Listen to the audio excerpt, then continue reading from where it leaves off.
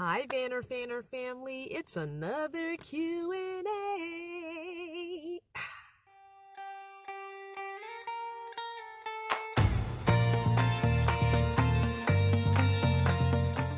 However, before we start on the Q&A from Miss Sheila, I just want to let you know how you can help your favorite YouTubers become better YouTubers.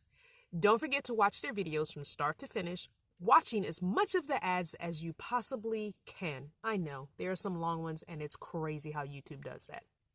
Check and see if you can partner with them on Patreon by looking for a link in their description box or asking them. I have one and it's down in my description box. You can also stay right on platform and partner with them and become a member of their channel if they have the join button next to their subscribe button. Look for mine, it's there. Now, let's get to this Q&A from Miss Sheila. So Miss Sheila is basically holding down the Q&A completely by herself. Miss Sheila sent me an email with a whole lot of questions in it. And so I'm going to be taking the opportunity to break her questions up into multiple Q&As instead of doing one long Q&A answering all her questions. A couple of her questions are like similar, and so I'm going to be grouping them together like this Q&A. It definitely is going to have more than one. So let me pull up Miss Sheila's question so that I can read it to you, and I will put it on the screen. Okay, so Miss Sheila's four questions are, how long have you been living in the vans?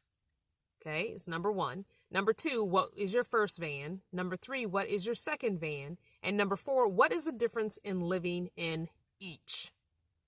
Okay, Miss Sheila, thank you so much for your questions. So I started living in a vehicle, and I'm not going to say a van because my first vehicle was not a van. So I've been living in a vehicle since August 27th of 2015. My first vehicle, as I stated, was not a van. It was the SUV that I already had. It was a 2000 GMC Jimmy that needed quite a bit of work. So much work, in fact, that I didn't stay in it very long. And my second van was Not Your Mama's Van, the most popular van that everybody pretty much found me as I was living in that one. And it's the one I lived in the longest thus far. So Not Your Mama's Van was a $800 minivan that I found on Craigslist. And she was a 1996 Mercury Villager minivan, which is basically the same van as a Nissan Quest. So my third vehicle, which was Cardinal, I got in 2018.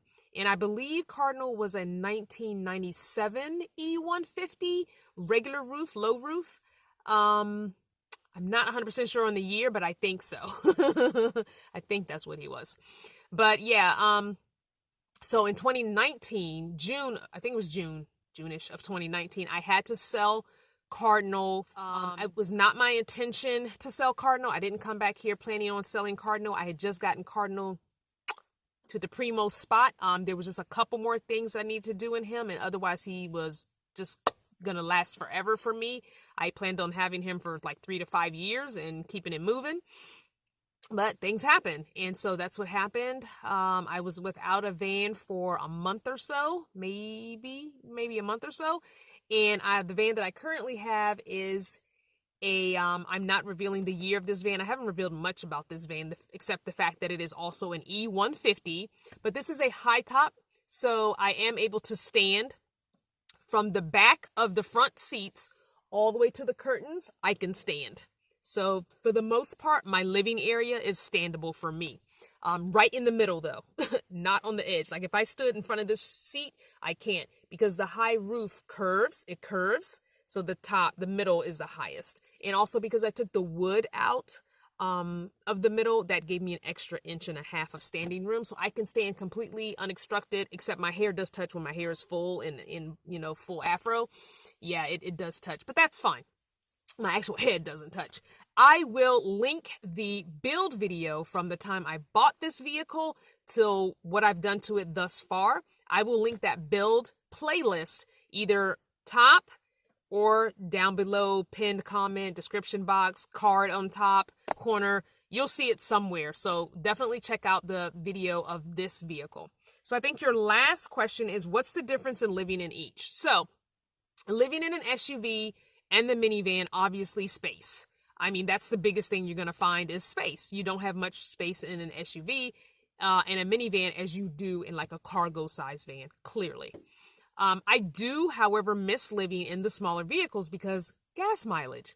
Duh, I can go much, much further traveling wise on my dollar for gas in the SUV and in the minivan than I can in these bigger vans with these bigger tanks and bigger engines, because the Cardinal was a V8 and this van is a V8, which means a bigger engine, which means more gas, which means less gas mileage. So the smaller V6 engines or even a V4 engine, you're going to get a little bit more bang for your buck as far as gas mileage. But yeah, so that's the biggest thing.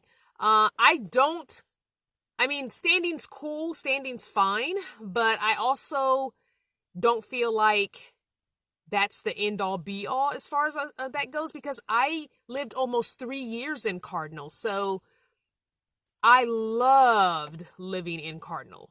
Yes, I didn't have a lot of space, but that also made me rethink things that I was bringing into my van home, because I didn't have the space, and so therefore I didn't have a lot of crap I didn't need. And when I saw myself accumulating stuff I didn't need, I rethought everything. I did lots of different rearranges in that vehicle. You can go back and look over the course of that almost 3 years and see.